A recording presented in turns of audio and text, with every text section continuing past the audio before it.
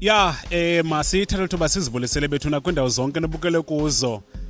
Mhlambi nobani uthuka kuba ngaba utheni kusekwa xhaka nje apha kwamatasa ziproduct nje hayi uzazivela wena ndikwinyeke nosomgudlu ugudlula isikhakha kuvele idemesha inyanga yapha kwaBhaca kwelaseMpuma Koloni uzakhe asicacisele banzi ngeproduct enguphindume Phindume health product. Somgudlu masithathe lithuba tata sikwamkele. Siyabona kuxhaka apha phakathi kwethu kukho iproduct ezikaphindume kwenzeka ntoni tata? Olweni msasazi masibulele ithuba. Sibulise iSouth Africans, sibulise bonke abemi baseMzantsi Afrika. Abantu ke sebendazi andinawuba sangena kuloo ndawo, andizanga ngam ndize ngophindume.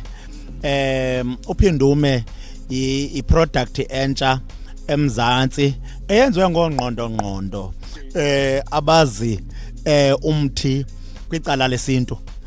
Mandingakuqhathi ifake ongqondo into eziya straight emxholweni ezenza umuntu aphindeme. Zizo nazi umzekelo nanku lembiza msasazi ngeyomama ubukubone okanye ubukuve xa kusithwa umuntu unengxaki yesibeleko sinezilonda usoloko erhawuzelela sinamaqhakuva asithathi siyanuka yonke leyo nto aphume nentsumpa lembiza izolungisa lonto msasazi. Zininzi ke imbiza ezilapha phambi kwam, kukhona nezokuxhuzula. Lembiza msasazi yokuxhuzula xa uxhuzula naka unestroke usebenzisa lembiza.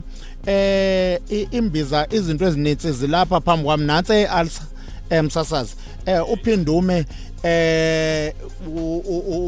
ngungqondo ozolungisa izinto zabantu. Uyayazi ba uphindume uzawulungisa nesichitho esisemtshatweni apho abantu bechithiwe. Uyayazi uphindume uzolungisa even ukungathandwa ngabantu, ukuthi uhleli nabantu babe bekubheke kakubi. Uphindume uze uzolungisa lonto. Uphindume ukhona kulo lonke ilizwe. Kwezinye indawo ukhona ngecourier. Ukhona ngecourier uyafika kulo lonke ilizwe uphindume. Uphindume usebenza kwicala lasemoyeni, usebenza kwicala lenyama. Why ndisithi kwicala lasemoyeni? Ngoba uphindume unayo nenduku yamadlozi. Uphindume unaso nesiphehlo sezizwe. Uphindume unezinto ezininzi msasazi azenzayo. Yikampani ezawukwazi ukuthumela even ukukuthumelela ngecourier usephulukwane useBloemfontein ayofika. And unama price amahle kakhulu uphindume. Uphindume ama price wakhe elona elincinci R100.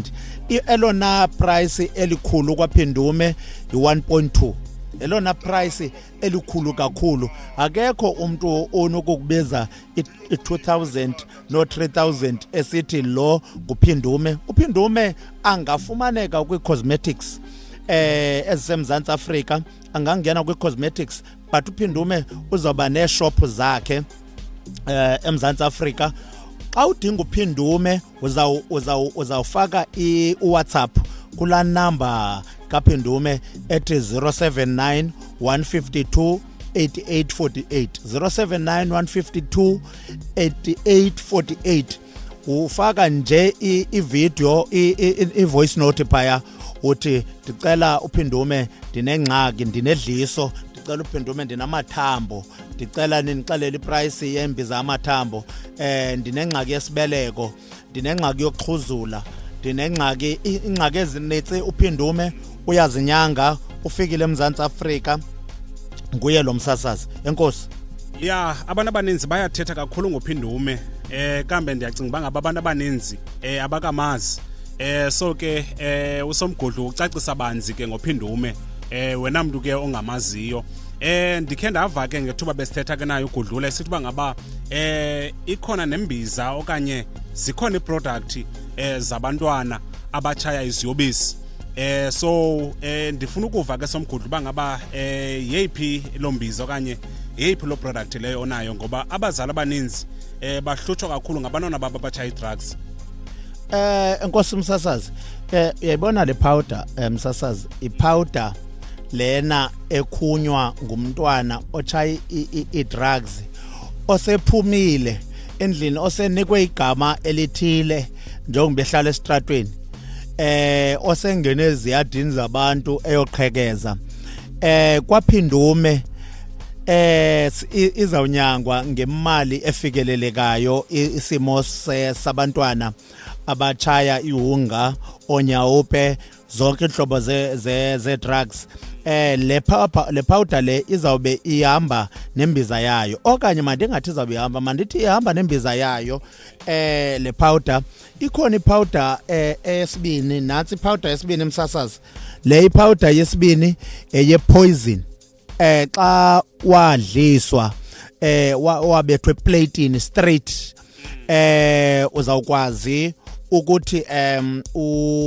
usebenzise le powder nayo nembiza yayo edliso ndithi kwi-South Africans uphindume ukuyekisa umuntu i-drugs uzawukwenza khumbula uphindume uyikhampani okuthengwayo kuye uyathenga uya eshop ufike uthenge emveni koko kwakula number ubuyinikeziwe uphindume ukunika instructions ayikho intoba ufumane apha kweliphepha into ye-instructions kwalapha kule product instructions asizibhale ephepheni senzela intoba usibuze sikunike i-instructions ngefoni ngoWhatsApp kwakula number inye ya hayi ke bethuna nizivele ke ngeproduct ekuthiwa nguphindume so ya zininzi mani product ezifumanekayo wena muntu mhlambi onengxaki kwi-private part zikhona product zakhona wena muntu mhlambi onomgqwaliso ufuna izinto zakho zikhanye ufuna inhlahla zikhona na njengoko nizibona apha iproduct zakhe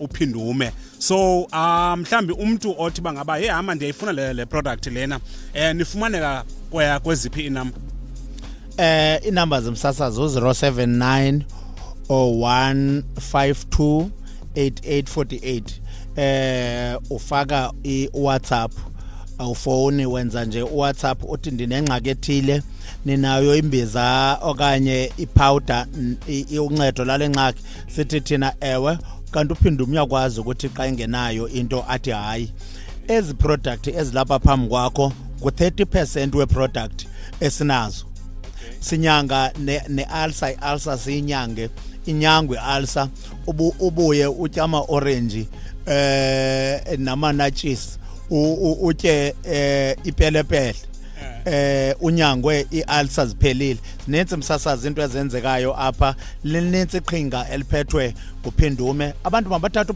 uphindume uyathumela lonke ilizwe ya hayi ke nizivele ke bethuna wena muntu ke othi bangaba ndiyazifuna ezi products zikaphindume kuthiwa zinamandla kakhulu ke so uzawuthi ke ubabambe ku-079 152 8848 utsho nje lo product uyifunayo bazawuthi bakunike nantoni na ingxaki onayo mhlawumbi uneswekile une high blood ya uzawuthi bafumane masibule kakhulu